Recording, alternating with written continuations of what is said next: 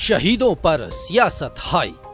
हमारे 4 साल का लड़का है और हमारे लड़के को और हमारे को कुछ हो गया ना तो मुख्यमंत्री जी सीट पे क्या 5ली गली बगेगा। हो रही आर पार की लड़ाई, पूरा देश हल जाएगा। हल जब शहीद हुए थे ना उनसे ज्यादा हल जाएगा। अभी हम खेरे हैं। किरोड़ी अड़े, सरकार क्या करे। मुंह में दूब डालकर राजस्थान के मुख्यमंत्री से प्रार्थना कर रही हैं कि हम हाथ जोड़ के आपसे प्रार्थना करना चाहते हैं कि हमसे कोई गलती हो गई हो तो माफ करो और हमारे से बात कर लो। अब यहाँ बैरिकेड लगा दी, पुलिस आ गई, मुख्यमंत्री सुन नहीं रहे। पुलवामा के शहीदों पर सियासत जोरों पर है। वीरांगनाओं को साथ लेकर बीजेपी नेता किरोड़ी मीणा का आंदोलन करीब 10 दिनों से चल रहा है। 4 दिनों से जयपुर में सचिन पायलट के आवास के बाहर शहीद परिवारों का धरना जारी है। किरोड़ी इन वीरांगनाओं के साथ डटे हुए हैं। वो आर पार की लड़ाई के मूड में हैं। उन्होंने साफ कर दिया है कि जब तक मांगे नहीं मानी जाएंगी उनका धरना जारी रहेगा। किरोड़ी अड़े हुए हैं और कह रहे हैं कि अगर घी सीधी उंगली से नहीं निकला तो अंगुली टेढ़ी करनी पड़ेगी। ऐसे उंगली डालते हैं तो घी निकलता नहीं, थोड़ी ऐसी करते हैं जब भी नहीं निकलता, यूं करते हैं जब पूरा निकल जाता है। तो अभी यूं करना बाकी है, घी निकाल लेंगे। ये मैं कह रहा हूं आपको, सीधी उंगली नहीं पूरी तरह से टेढ़ी उंगली करेंगे तो ये भी तीनों जानती हैं घी को निकाल लेंगे। मैं कह रहा हूं घी निकाल के जाएंगे। उधर परिजनों को नौकरी की मांग पर वीरांगनाएं भी अड़ी हुई हैं। अदालत चौराहे में मुझे चाहती हूँ मैं। हमने कॉलेज चाहिए, देवर के लिए नौकरी चाहिए। हमारे पति की नौकरी है, मैं किसी को भी दिलाऊं। उनसे क्या मतलब है, इनको नौकरी देनी है। जब तक हमारे न्याय नहीं मिलेगी तब तक हम बैठे रहेंगे। इस बीच सीएम अशोक गहलोत ने वीरांगनाओं को लेकर दूसरा ट्वीट किया। उन्होंने अपने ट्वीट में लिखा है कि शहीदों के बच्चों का हक मारकर किसी अन्य रिश्तेदार को नौकरी देना कैसे उचित ठहराया जा सकता है। जब शहीद के बच्चे बालिग होंगे तो उन बच्चों का क्या होगा, उनका हक मारना उचित है क्या। सीएम ने ट्वीट में आगे लिखा कि शहीद परिवारों के लिए ऐसा पैकेज संभवतः किसी राज्य में नहीं है। उन्होंने कहा कि भाजपा नेताओं ने रक्षा मंत्री राजनाथ सिंह को गलत जानकारी दी है। मैंने रक्षा मंत्री और कांग्रेस अध्यक्ष मल्लिकार्जुन खड़गे के साथ तथ्य साझा किए हैं। इस मामले में बीजेपी पर राजनीति करने के आरोप लगे तो राजेंद्र राठौड़ जवाब देने के लिए आगे आए। अगर उनको हमारा महामहिम राज्यपाल के पास जाना, हमारे राज्यसभा के सदस्य का उनके पक्ष के अंदर धरने पर बैठना से इतनी नाराजगी तो हम तो क्षमा याचना कर लेंगे, वो सीधे वीरांगनाओं से बात कर ले। इसमें काहे की राजनीति है, राजनीतिक विषय ही नहीं है, इस पर किसी तरह की होनी भी नहीं चाहिए। ये गलत संदेश है और आप दो बार आप ट्वीट कर रहे हैं, लंबी आप बखान कर रहे हैं, उसको एक्सप्लेन कर रहे हैं। उस एक्सप्लेनेशन की हमें जरूरत नहीं है। उस परिवार के साथ बैठने की जरूरत है, उस परिवार को इज्जत देने की जरूरत है, उस परिवार का पालन पोषण करने की जरूरत है। दोपहर होते होते मामला और गर्मा गया जब वीरांगनाओं के साथ किरोड़ी मीणा ने सीएम आवास पर कूच कर दिया, लेकिन पुलिस ने इन्हें रोक लिया। तब किरोड़ी ने वीरांगनाओं को दूब सौंपी। दूब मुंह में रखकर वीरांगनाओं ने सीएम से मिलने जाने के लिए रास्ता मांगा। मुंह में दूब डालकर राजस्थान के मुख्यमंत्री से प्रार्थना कर रही हैं कि हम हाथ जोड़ के आपसे प्रार्थना करना चाहते हैं कि हमसे कोई गलती हो गई हो तो माफ करो और हमारे से बात कर लो।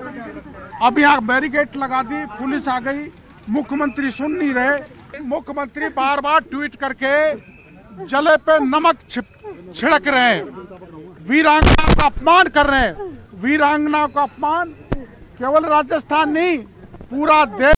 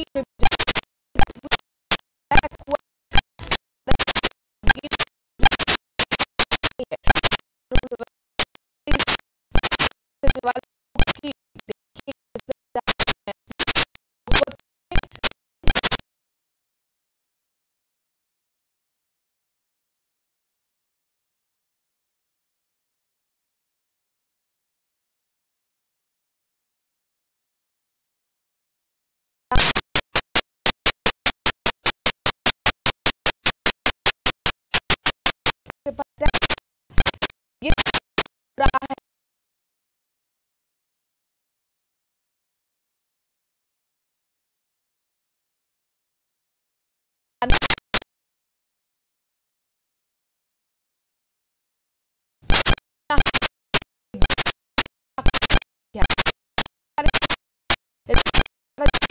जुड़ गए हैं ओम प्रकाश, कब की ये घटना है और अब तक कोई एक्शन?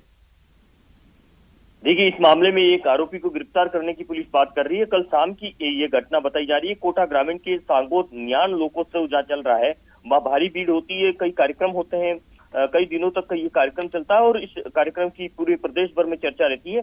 इस लोकोत्सव में जब चाकूबाजी की वारदात हो जाती है तो निश्चित रूप से पुलिस के अपराध नियंत्रण के दाव पर कई बड़े सवाल खड़े होते हैं। फिलहाल पुलिस ने हालांकि एक आरोपी को गिरफ्तार करने की बात जरूर कह रही है, लेकिन क्योंकि धारा 144 लागू है और कोटा ग्रामीण में भी अब चाकूबाजी की वारदातें बढ़ती जा रही है। हालांकि शहर तो चाकूबाजी के मामले में पूरे प्रदेश में नंबर 1 आ रहा, लेकिन पिछले 24 घंटे में चाकूबाजी की 2 वारदातों में 3 लोग घायल होने की वारदात के बाद निश्चित रूप से पुलिस की कार्यप्रणाली पे कई बड़े सवाल खड़े हो रहे हैं। फिलहाल सांगोत थाना पुलिस पूरे मामले की जांच कर रही है और जो लाइव तस्वीरें सामने आने के बाद स्थानीय लोगों में भी आक्रोश व्याप्त है। हालांकि ये जो चाकूबाजी की वारदात में गंभीर घायल इसमें नहीं बताया जा रहा है और एक कुछ और हल्की लोगों को चोटें लगी है। और ये जो यहाँ पर पता चला 2 गुट आपस में भिड़ गए, हुआ क्या था दरअसल? देखिए, यहाँ स्वांग रखते हैं और ये बाजार में झाड़ू लेकर जो कलाकार टाइप लोग जो जाते हैं, इसी दौरान मामूली बात को लेकर एक युवक से बहस हो गई और उस बहस के दौरान ही उस युवक ने चाकू से हमला कर दिया। एक मामूली बात को लेकर ये विवाद बढ़ता गया। उसके बाद में ये भीड़ भाड़ वाले इलाके में और जो बाजार में, बीच बाजार में जब चाकूबाजी की वारदात हो जाती है तो निश्चित रूप से कई बड़े सवाल खड़े होते हैं। सवाल सबसे बड़ा तो यही है कि कोई ये रात का वक्त नहीं था, कोई ये सुनसान इलाका नहीं था, ये नाहर लोकोत्सव के बीच में सब कुछ होता है। वो भी तब होता है जब त्योहारों के मद्देनजर पूरे कोटा में धारा 144 लागू है। ऐसे में इस तस्वीरों से तो साफ हो गया है कि खूनी तांडव जो हो रहा है, लोगों के बीच खौफ नहीं कानून का, पुलिस का। यही बड़ा सवाल है कि आखिर जब धारा 144 लागू होने के बाद कोई भी व्यक्ति सामान्य था, भाई कोई हथियार जो धारा हथियार लेकर इधर उधर नहीं घूम सकता, कोई ज्वलनशील पदार्थ लेकर नहीं घूम सकता, कोई भीड़ भाड़ वाले इलाके में नारेबाजी प्रदर्शन जैसे स्थिति नहीं बन सकती। तो इस तरह से जब उसके बाद भी इस तरह से भीड़ भाड़ वाले इलाके में जहाँ मेला जैसा माहौल होता है, जहाँ लोकोत्सव होता है, वहां चाकू कहाँ से आ जाते हैं? पुलिस क्यों नहीं रोक पाती? क्या पुलिस ने कोई नाकाबंदी करके इस तरह के लोगों पर पाबंदी लगाने के लिए चाकू बरामद करने की कोई प्रयास नहीं किया? हमारे साथ बने रहिए, क्योंकि जिस तरह से ये तस्वीरें सामने आई हैं, कुल मिलाकर इतना तो क्लियर हो चुका है कि कानून का डर जो है वो लोगों के बीच में नहीं है। और ऐसा तब हो रहा है जब नाहर लोकोत्सव चल रहा है। कोटा से अगली खबर है और देखिए किस तरह से बेखौफ हो चुके हैं बदमाश। कोचिंग नगरी में चाकूबाजी की एक और वारदात सामने आई है। चाकू सरियों से हमले में 2 युवक बुरी तरह से घायल हो गए। 6 से ज्यादा बदमाशों ने इस वारदात को अंजाम दिया। घायलों का MBS हॉस्पिटल में इलाज चल रहा है। बोरखेड़ा थाना पुलिस मामले में जुटी हुई है जांच में। तस्वीरें आपके सामने जहां पर इलाज चल रहा है 2 युवकों का। कोचिंग नगरी में एक बार फिर चाकूबाजी की घटना से सनसनी फैल गई है। इससे पहले आपने देखा किस तरह से नाहर लोकोत्सव में भी चाकूबाजी हुई और एक और चाकूबाजी की घटना, चाकू और सरियों से हमले में 2 युवकों के घायल होने की जानकारी। चोट लगी थी, बाइक से गिर गया था, तो उसको लेके हम 4 जने, मैं, अजय बागड़ी, दिनेश मीणा और एक दोस्त और था, तो वहाँ अरिहंत हॉस्पिटल है 12 रोड पे, वहाँ पे उसको लेके गए थे। तो वहाँ पे पहले से ही वो 7-8 लड़के मौजूद थे जिनसे हमारी पहले से ही लड़ाई चल रही है 2 महीने पहले की, जिसकी हमने रिपोर्ट पहले भी थाने में दे रखी है। उस टाइम इन्होंने हम पे चाकू से पहले भी हमला किया था, पत्थरों से, जिसका हमने रिपोर्ट दे दिया था। फिर कल वो पहले से वहाँ पे थे, तो भैया को देख के इनसे गाली गलौज और जाति पे गलत शब्द बोलने लगे। तो गुस्से हाथापाई हुई, तो वहाँ पे जो भी एक सलीम पठान नाम का व्यक्ति था, उसके साथ 7-8 जने और थे माउंटेन, और तो उन्होंने इन पे हमला कर दिया। तो बीच में बीच बचाव करने गया था, तो मुझे भी चोट लगी लोहे की राड से। भैया आगे पैर में चाकू से हमला किया है। ओम प्रकाश हमारे संवाददाता जुड़ गए हैं। ओम प्रकाश, की 6 बदमाशों ने हमला किया, कौन है ये बदमाश, इस बारे में अब तक जानकारी मिल पाई है? देखिए, जो घायल है उन्होंने बदमाशों का नाम एक सलीम पठान व उनके साथियों का नाम बताए हैं। 8 से 10 बदमाश ये बताए जा रहे हैं और पहले से प्री प्लानिंग कर ये एक निजी हॉस्पिटल के बाहर बैठे थे, और जैसे ही 2-3 व्यक्ति आए किसी अपने दोस्त को अस्पताल में भर्ती करवाने या जांच करवाने, इसी दौरान निजी अस्पताल के बाहर ही इन्होंने ताबड़तोड़ चाकू से, सरियों से और लाठियों से हमला कर इन दोनों को घायल कर दिया। दोनों घायल जो अजय और चेतन है, उनको एमबीएस अस्पताल में फिलहाल भर्ती करवाया गया है। इस मामले में फिलहाल किसी तरह की कोई गिरफ्तारी नहीं हुई, लेकिन पुरानी रंजिश को लेकर बदमाशों ने वारदात को अंजाम दिया। लेकिन सवाल वही खड़ा होता है कि जब शहर के इसी भीड़भाड़ इलाके में यहाँ भी जब धारा 144 लागू है और दिन दहाड़े जब इस तरह की चाकूबाजी की वारदात हो जाती है, तो निश्चित रूप से कई बड़े सवाल खड़े होते हैं। 24 घंटे के अंदर दूसरी वारदात है, जाहिर तौर पर कई सवाल, कहाँ है कानून का खौफ, कहाँ है पुलिस का इस्तकबाल? यही है कि चाकूबाजी के मामले में कोटा जब प्रदेश में नंबर 1 आ रहा है। नए सिटी एसपी शरद चौधरी ने दावा किया था कि चाकूबाजी की वारदात को रोकने के लिए नए प्लान किए जाएंगे, इसका असर देखने को मिलेगा। उसके बावजूद भी धारा 144 लागू है और दिन दहाड़े जब चाकूबाजी की इस तरह से बीच सड़क पे वारदात हो जाती तो कई बड़े सवाल खड़े हो रहे हैं। फिलहाल इस मामले में कोई गिरफ्तारी नहीं हुई। बोरखेड़ा थाना पुलिस पूरे मामले की जांच करने की बात करी है, लेकिन यह कहा जा सकता कि चाकूबाजी का ये जो पुराना पैटर्न कोचिंग नगरी में फिर से बहुत बहुत शुक्रिया ओम प्रकाश तमाम जानकारी हम तक पहुंचाने के लिए। तो बीते 24 घंटे में कोटा में चाकूबाजी की 2 वारदातें हुई हैं। तस्वीर आपके सामने, पहली तस्वीर आप देख रहे हैं जहां पर 6 बदमाशों ने 2 युवकों पर चाकू से हमला बोल दिया। दोनों युवक गंभीर रूप से घायल हुए हैं, इसके पीछे आपसी रंजिश बताई जा रही है। और दूसरी तस्वीर नाहर लोकोत्सव की है, यहां पर बीच बाजार में किस तरह से एक दूसरे पर चाकुओं से हमला बोल रहे हैं 2 गुट। मामलों विवाद पर ये आगे बात बढ़ी और देखिए किस तरह से मारपीट तक, चाकूबाजी तक पहुंच गई। खूनी तांडव बीच बाजार में हुआ, बीच सड़क पर हुआ। ऐसे में कई सवाल कानून व्यवस्था को लेकर कोटा में खड़े हो गए हैं। जैसलमेर से बड़ी खबर आ रही है जहां पर रामगढ़ में बारिश से माइनर नहर का बंक टूट गया है। माइनर टूटने से फसल खराब हो गई है। नहरी क्षेत्र के किसानों की मुसीबतें और बढ़ती हुई नजर आ रही हैं। पानी ज्यादा होने की वजह से बंक माइनर 30 फीट टूट गया। इस वक्त की बड़ी खबर जैसलमेर से है जहां पर रामगढ़ में बारिश की वजह से माइनर नहर का बंक टूट गया। माइनर टूटने से जो खड़ी फसलें थी वहां पर पानी भर गया और बड़ी बर्बादी यहां पर किसानों के लिए एक बड़ी और मुसीबत यहां पर खड़ी हो गई है। पानी ज्यादा होने की वजह से बताया जा रहा है कि बंक माइनर 30 फीट टूट गया।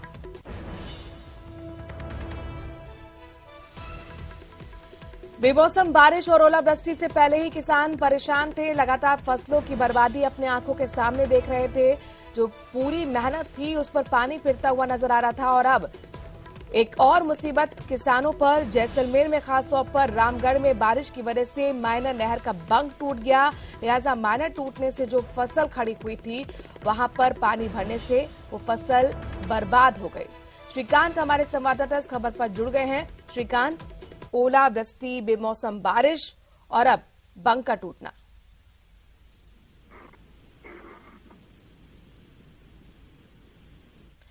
श्रीकांत, लगातार हम देख रहे हैं किस तरह से ओलावृष्टि हो रही है, बेमौसम बारिश हो रही है और अब माइनर नहर का बंक भी टूट गया। कितना नुकसान किसानों को? मैं आपको बता दूं कि जो रामगढ़ का नहरी क्षेत्र है वहाँ किसानों को लगातार मुसीबतों का सामना करना पड़ रहा है। और अब जो बहाव के कारण जो बंक माइनर टूटी है उससे भी काफी नुकसान किसानों को हुआ है। पहले नहरों में पानी नहीं था, फिर मौसम प्रतिकूल नहीं था और फिर धूल भरी आंधियां, तूफान, और अब जो है परसों रात हुई बारिश और ओलों ने फसलों पर जो है वो काफी कहर बरपाया। और जिसके बाद अधिकांश हिस्सों में बारिश हुई थी। ओलावृष्टि का नुकसान तो था ही, लेकिन उससे भी अधिक नुकसान जो बंक माइनर टूटने से हुआ है। बंक माइनर के आसपास के जो सारे मुरब्बे हैं वहां पर 30 फुट का जो पानी था वो बहाव क्षेत्र से होते हुए उसके बहाव को तोड़ते हुए और बाहर निकल गया। और जहां पर ये टूटी उसके आसपास के मुरब्बों में पानी घुस गया, जिसके बाद काफी फसलें खराब हुई और अब किसान जो है वो लगातार मांग कर रहे हैं कि सर्वे कराकर उनको उचित मुआवजा दिया जाए। किसानों के साथ लंबे समय से जो है पहले प्रकृति खेल खेल रही थी। श्रीकांत, कितने एकड़ में फसल बर्बादी की जानकारी अब तक, हालांकि शुरुआत में काफी मुश्किल होता है, सर्वे के बाद ही क्लियर रिपोर्ट हो पाती है, लेकिन फिर भी कितना नुकसान यहाँ पर किसानों को हुआ है? दूसरा, ये रिपेयरिंग को लेकर अब प्रशासन क्या कह रहा है? जी मैं आपको बता दूं, आईजीएनपी की ये जो नहर है, ये माइनर नहर है, जिसे हम छोटी नहर कहते हैं, जो मुरब्बों में पानी लेकर जाती है। तो जो नुकसान है वो तो काफी ही है, लेकिन अभी तक उसका जो है वो एक पूरा आंकड़ा नहीं आ पाया। लेकिन नहर जिस तरह टूटी हुई दिख रही है, जिस तरह उसका माइनर टूटा हुआ नजर आ रहा है, उससे लगता है कि आसपास के काफी मुरब्बों में जो है वो लाखों रुपए का नुकसान किसानों को हुआ। और चलिए, बहुत बहुत शुक्रिया श्रीकांत तमाम जानकारी हम तक पहुंचाने के लिए। तो किसानों के लिए एक और मुसीबत, लाखों का नुकसान यहाँ पर बताया जा रहा है। अगली खबर जैसलमेर से ही है, जहां पर जैसलमेर पुलिस को बड़ी सफलता हाथ लगी है। गोल्ड पॉलिश की दुकान में चोरी का खुलासा हुआ है। चोरी के सामान के साथ चोरों की भी गिरफ्तारी हुई है। आरोपी दुकान में गोल्ड पॉलिश का काम करता था और आखिरकार इस चोर की गिरफ्तारी पुलिस ने कर ली है। गोल्ड पॉलिश की दुकान में जो चोरी की वारदात हुई, उस चोर को गिरफ्तार पुलिस कर चुकी है। जैसलमेर पुलिस की जाहिर तौर पर बड़ी कामयाबी इसे कहा जा सकता है।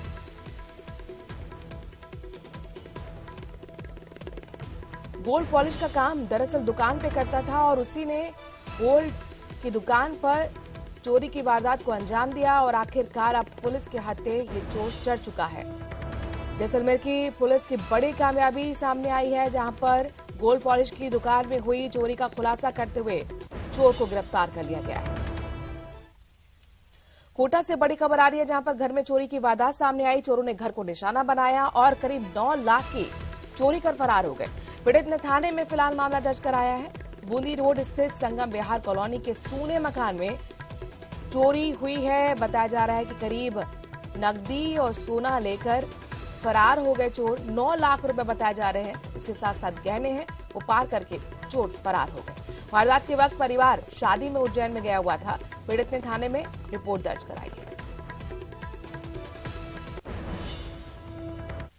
जयपुर से बड़ी खबर आ रही है, जहां पर धर्मेंद्र राठौर ने उपेंद्र यादव का अनशन तुड़वाया है। कांग्रेस नेता धर्मेंद्र राठौर के आश्वासन के बाद आखिरकार अनशन टूटा गया।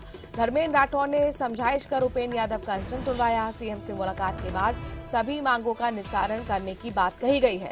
2 दिन में सीएम से मुलाकात कर सभी मामलों के निस्तारण का आश्वासन मिला।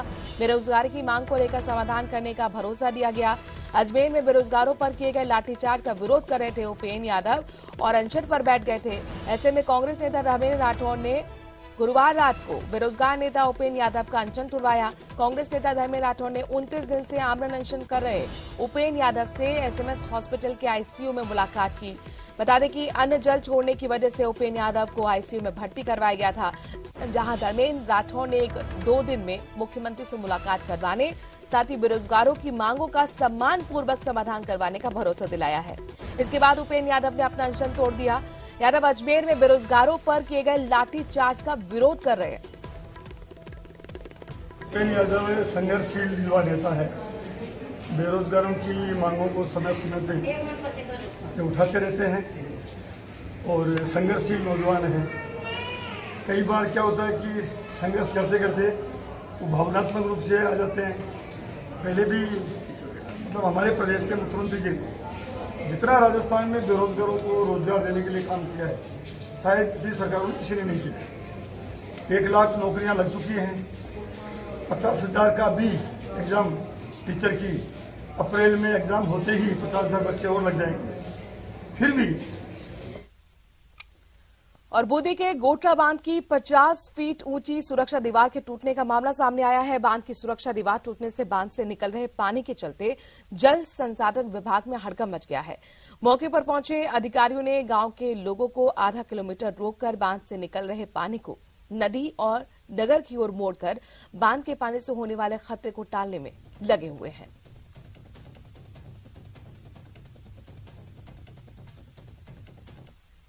भ्रष्टाचार निरोधक ब्यूरो हनुमानगढ़ की टीम ने जिले के लखुवाली गांव में कार्रवाई करते हुए लखुवाली पटवारी कौशल्या देवी को 2,000 रुपए की रिश्वत लेते हुए रंगे हाथों गिरफ्तार किया है। ब्यूरो के पुलिस निरीक्षक राजेंद्र सिंह ने बताया कि परिवादी की कृषि भूमि के नामांतरण के एवज में महिला पटवारी कौशल्या देवी 2000 रुपए की रिश्वत की मांग कर रही थी। इस पर परिवादी ने एसीबी को शिकायत दर्ज करवाई और एसीबी ने सत्यापन करवाने के बाद पटवारी कौशल्या देवी को 2000 रुपए की रिश्वत लेते हुए रंगे हाथों गिरफ्तार कर लिया।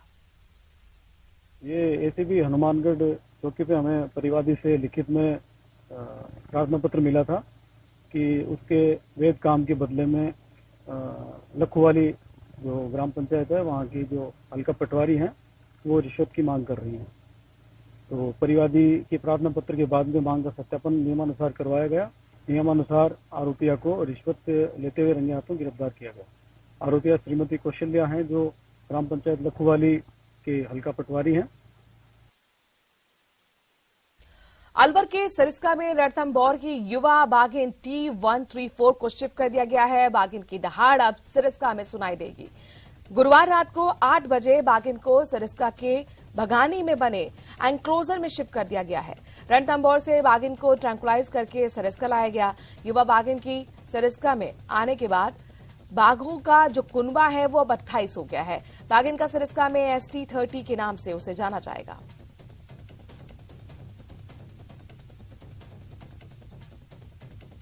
राज्य के माइंस विभाग ने बजट घोषणाओं का क्रियान्वयन आरंभ करते हुए माइंस विभाग की एमनेस्टी योजना की अवधि 30 सितंबर 2023 तक बढ़ा दी है।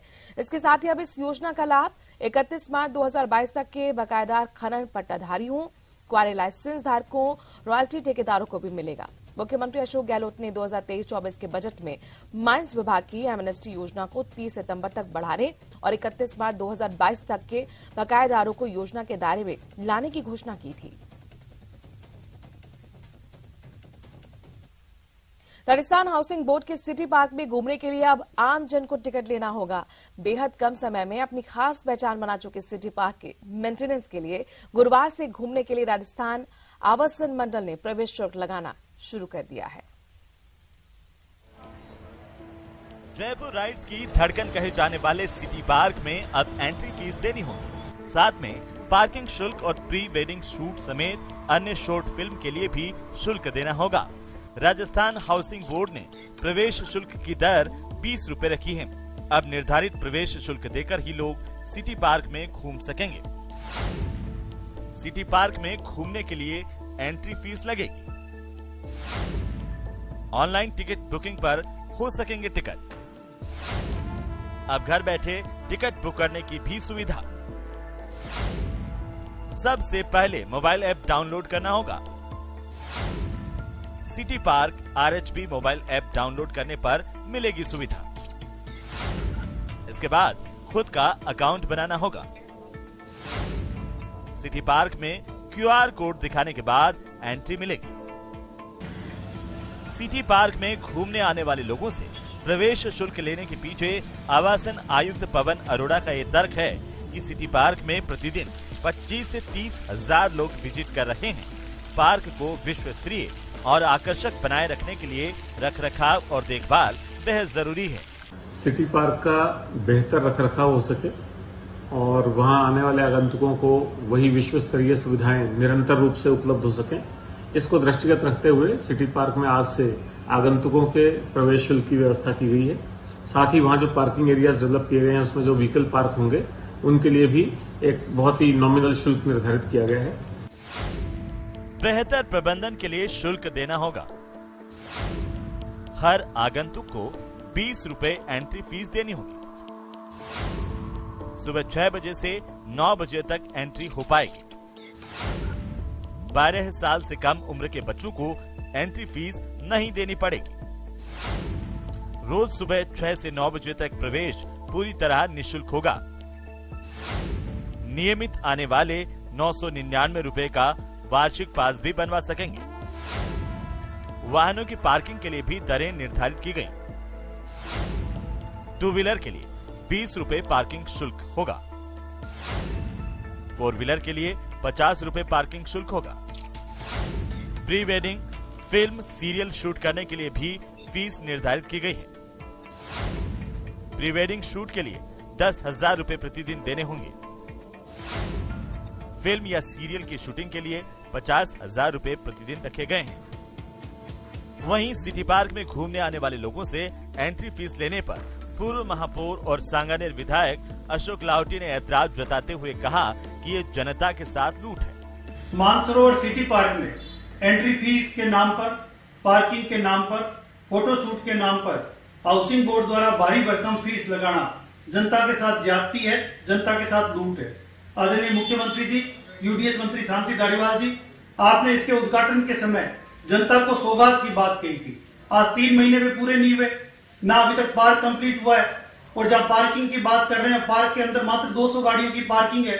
सड़क पे खड़ी होने वाली गाड़ी का शुल्क यदि हाउसिंग बोर्ड लेगा, इस प्रकार की लूट की यदि छूट हाउसिंग बोर्ड करेगा, तो मैं समझता हूँ कि जनता के साथ अन्याय है। बहरहाल 4 माह से पर्यटक हो या शहरवासी वर्तमान में इसका दीदार निशुल्क कर रहे थे, लेकिन अब इस पार्क की खूबसूरती को निहारने के लिए शुल्क देना होगा। आम जन से पार्क की खूबसूरती को बनाए रखने में आवासन मंडल ने लोगों से सहयोग करने की अपील की है। न्यूज़ 18 राजस्थान के लिए रोशन शर्मा की रिपोर्ट। और अब बात वीरांगनाओं की कर लेते हैं। दरअसल जयपुर में लगातार वीरांगनाएं धरना प्रदर्शन कर रही हैं। वीरांगनाओं का धरना आज भी जारी है। सचिन पायलट के आवास के बाहर डटी हुई हैं वीरांगनाएं और उनका कहना है कि जब तक उनकी मांगें पूरी नहीं होंगी, उनका आंदोलन, उनका धरना जारी रहेगा। हिरोडेलाल मीणा लगातार इन वीरांगनाओं की आवाज बनते हुए और साथ ही सरकार से उन्होंने अपील की थी इनकी इन वीरांगनाओं को सुनना चाहिए, इनकी मांगें पूरी करनी चाहिए। दरअसल अपने देवर की नौकरी की मांग को लेकर ये धरना पिछले 11 दिनों से जयपुर के अंदर चल रहा है। इससे पहले विधानसभा का कूच किया गया था, सीएम आवास का कूच किया गया था और अब सचिन पायलट के आवास के बाहर ये वीरांगनाएं पिछले 5 दिनों से धरना दे रही हैं। आज 5वां दिन और बताया जा रहा है कि आज भी ये वीरांगनाएं सचिन पायलट के आवास के बाहर धरने पर डटी हुई हैं। जयपुर से बड़ी खबर, जहां पर सचिन पायलट के आवास के बाहर लगातार वीरांगनाओं का धरना जारी है। बेमौसम बारिश के बीच, बूंदाबांदी के बीच ये वीरांगनाएं वहीं डटी हुई हैं अपने छोटे बच्चे, अपने परिजनों के साथ। उनका साफ तौर पर कहना है कि सरकार को उनकी सुननी चाहिए, क्योंकि उनकी तरफ से, उनके परिवार की तरफ से एक बड़ी शहादत गई है। वक्त छोटे से ब्रेक का है। देश और प्रदेश की बाकी खबरों के लिए बने रहिए न्यूज़ 18 राजस्थान के साथ।